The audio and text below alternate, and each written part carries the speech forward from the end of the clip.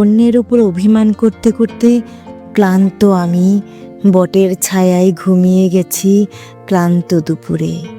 ভাবতে বসলেও অবাক লাগে, আজ থেকে ঠিক 10 বছর আগেও আমার মতো একজনের কথা ভাবলেই চুপ করে দাঁড়িয়ে থাকতে ইচ্ছে করে। খুব ইচ্ছে করে পিছু ফিরে সেই আমার আমিকে বদলে দিয়ে আসি। কিছু পাওয়ার তীব্র ইচ্ছা, অভিমান আর অভ্যাস, মনের কথা বলার মতো বন্ধু বা নিজের মানুষ পাওয়ার ইচ্ছে ছিল প্রবল। তবুও আজ 1 যুগ পর বসন্তের একদম শেষ প্রহরে কোনো কিছুই ইচ্ছে করে না।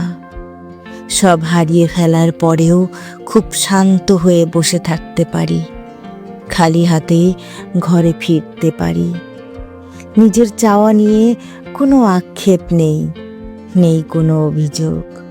এই যান্ত্রিক শহরে প্রতিটা মানুষ যখন স্বার্থের খোঁজ করে, তখন তপ্ত দুপুরে অমূল কান্তি হয়ে আমি বৃষ্টির অপেক্ষা করি।